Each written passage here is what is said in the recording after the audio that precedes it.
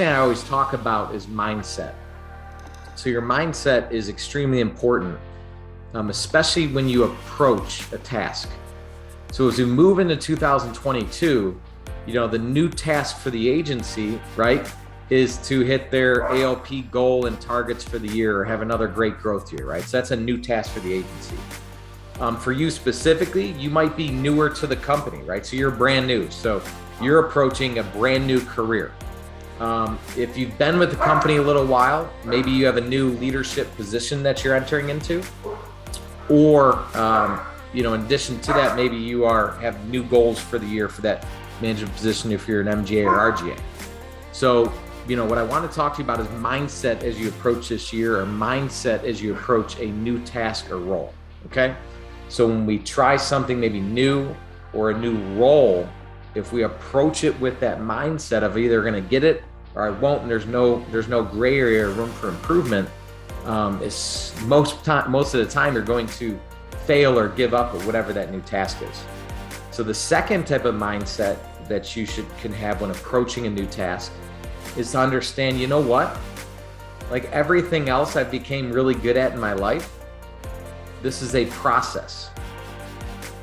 And a process is something that I get, marginally better at every single day and marginally improving. You're not going to be perfect. You shouldn't try to be perfect.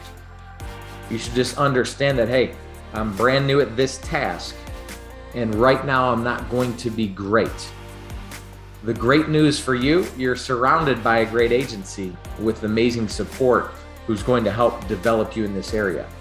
But when you focus on trying to be perfect, you give yourself a lot of anxiety and you don't want to make mistakes, okay? The second thing I want to talk to you about is you're planning for 2022. Okay, you're planning for 2022. So everyone should have a plan for this year. You get your goals, you got your plan, you feel good, right? January 1st, most people woke up and said, I'm gonna lose weight this year, I'm gonna go to the gym. Everyone goes to the gym January 1st, right? They got their endorphins going, they wake up feeling motivated. Day 2 rolls around, a little bit less motivation, but they're still excited. They told their family members, they told their spouse, so they get up and they go to the gym.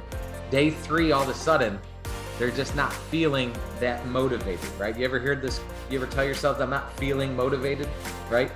Okay. So they're like, you know what? I'm just going to take today off and we'll get after it again tomorrow, right? So I don't go today.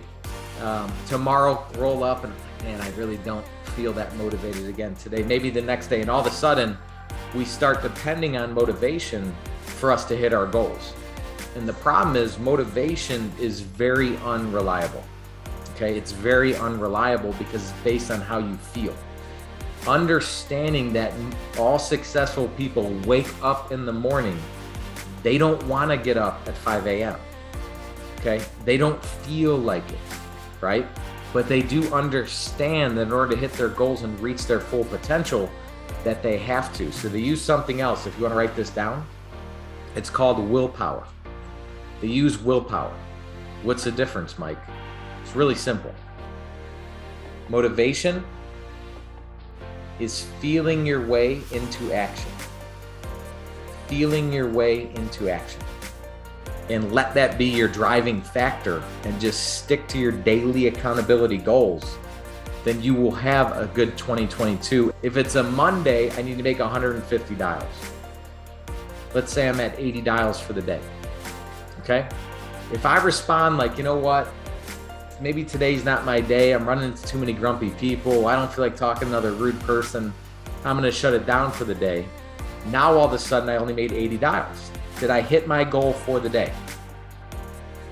No, right? The second type of response is to say, you know what? I'm going to make 150 dials every Monday. Out of 150 dials, I'm going to run into a couple grumpy people. For some reason, they just came back to back, okay? But the good news is, statistically speaking, my next phone call or calls, the chances of talking to a grumpy person are extremely mitigated. So now I'm going to get excited about making my next phone calls, right? And make calls faster with more enthusiasm because I know I'm getting rid of the grumpy people already. Does that make sense, everyone? So what type of response do you think is going to give you the outcome you want, which is to hit your goals for the year ultimately? And then last but not least, you're going to have events that occur. You choose the response to every single event to get the outcome or influence the outcome that you want.